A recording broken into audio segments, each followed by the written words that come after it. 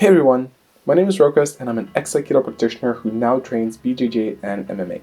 For 3 months, I had a chance to not only train together with UFC, Bellator, and other world-level MMA fighters at the famous SBG Ireland, but also to live with some of them, share conversations, and experience the lifestyle of a professional MMA fighter myself, which brought many surprising discoveries and unexpected insights. If you're interested to hear about some of the behind-the-scenes action of how a professional MMA fighter lives, stay tuned for this Martial Arts Journey episode. To give a quick heads up, as I'll be sharing my experience, you'll be seeing footage of the latest training I did with the pro team of SBG Ireland while I was visiting Dublin. While I'm far from a professional MMA fighter, I had a chance to train with the pro team of SBG Ireland for 3 months almost daily. And while I will get into the training aspect, first of all, I wanted to start by talking about something that many people don't consider: the everyday life of a professional fighter, and how much more difficult and different it is from what most people expect it to be. When you casually consider a pro MMA fighter's life, part of it sounds easy. You only have a fight every few months or so. So there's so much free time around, and all you need to do is train occasionally. But while there is free time and gaps between fights, the real question is, how is it truly spent? And yes, you can binge and do whatever when you have time between fight camp starts, but if you are serious, as the people I trained with are, everyday life looks very different, which I personally experienced as well. First of all, the training itself is not only very intense and demanding, but you also know that either tomorrow or even on the same night, you'll be doing training again. So as soon as the training ends, you don't just go and chill and do whatever, but you basically start preparing for the next training. First part of it is getting your fuel back, aka food and nutrition into your system. So you either spend time cooking or eating out properly, and after that, you're very cautious about what you do and how much energy you spend, because you know you need to preserve or recover energy for the next training. In other words, you're not doing whatever, but instead you're very cautiously choosing and planning your actions, more waiting for the next training than just casually chilling. And while I experienced that personally during my 3 months training camp, I spoke to some UFC fighters who described their time in the exact same way. And in a way, that's what a lot of your life seems to end up being. It's preparing for the next training, which is preparing you for the next fight, and then rinse and repeat. While maybe someone has a different approach to their MMA lifestyle and fight camps, it seems a lot of pro fighters live just like that, which is a very demanding and actually much more demanding lifestyle than I personally expected, that earned my respect. On top of that, let's not forget weight cutting and weight management, which while I did not have to do personally on an intense level, it was still part of my training, and I also witnessed other fighters doing it around me all the time. Imagine that you're not only experiencing the challenges and hardships that I just described of always living from training to training, but a month or two before the fight, not only does the training become more intense, you also have to start limiting what and how much you eat of. While these days some MMA fighters have the luxury of hiring professional nutritionists and even cooks who would take care of their shopping and cooking for them, still, you're not eating everything and as much as you want to.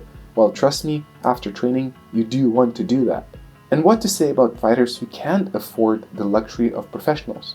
Well, some of the fighters used Lockhart's, a famous nutritionist's app, which guided what and how much they could eat of. Yet again, the fact remained the same. You are limiting your diet. And food is one of the biggest comforters in life. But in this lifestyle, not only are you already having such an intense and difficult everyday life, but you are also deprived of the comfort of free-flowing food.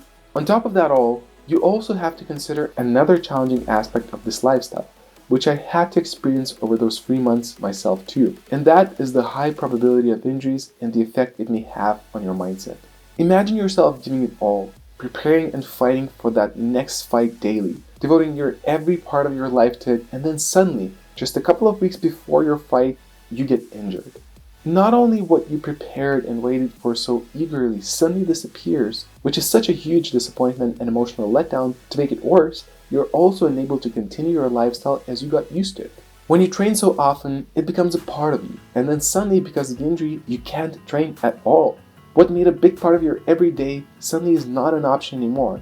And on top of that, you know that all your friends and your opponents are continuing to train, and they're becoming better, as you're helpless to do anything about it, and you feel stuck at the same place. Well, this happened to me as my fight was just around the corner, but I also saw other guys going through the same exact process. And for a professional fighter, it is even harder, because with all of what I described about included, you also realize that you're not satisfying your fans or your sponsors, and you can't do much about it. And that's another part which makes me respect such a lifestyle.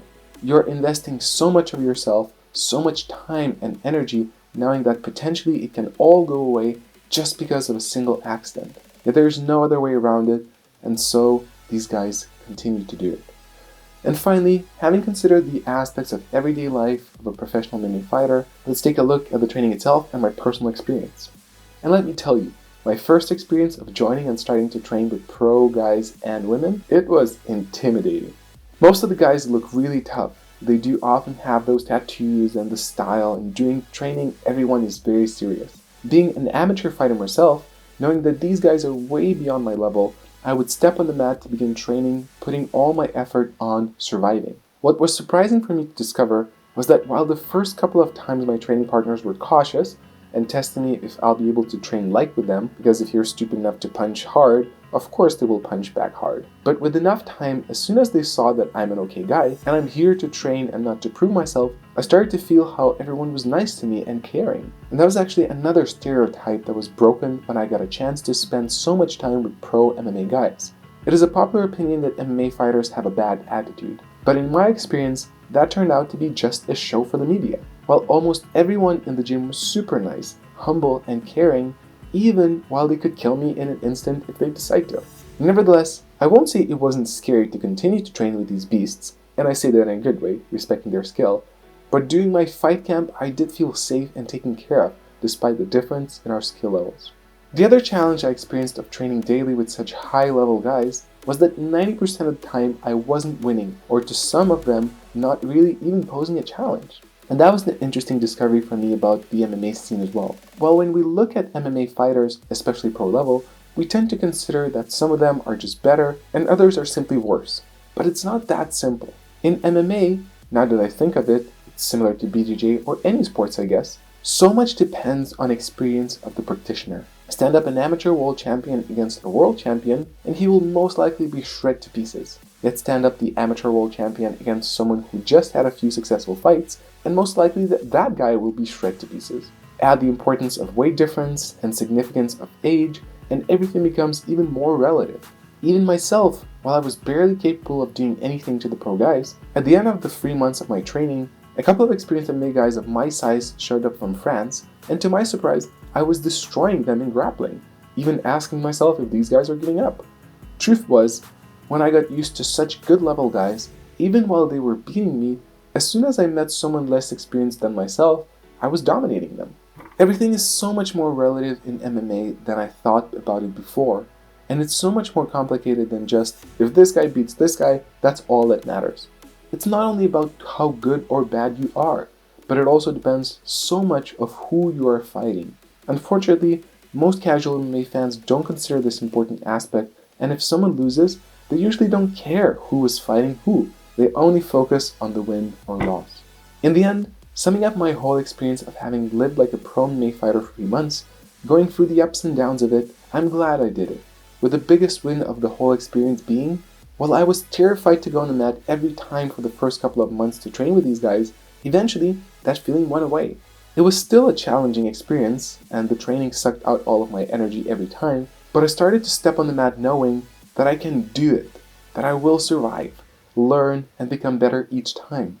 And with that, the confidence stayed with me on all levels.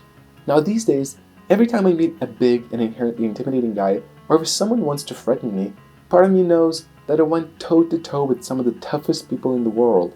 And while every threat has to be taken seriously, these random guys on the street are nothing compared to the guys that were my training partners for the whole 3 months. Part of my life's philosophy is to consciously do the thing you're afraid of, as long as they don't have long-lasting negative results, but you continue to do it until you eventually become comfortable with what you were afraid of, and then you can decide whether you want to continue to do it or not.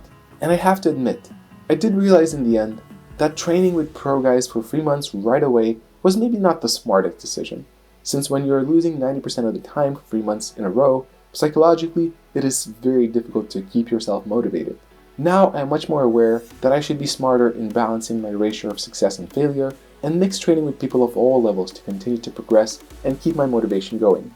But the confidence that I gained through overcoming all of the mentioned hardships, I wouldn't change it for anything. Let me know if you discovered and learned something new in this video.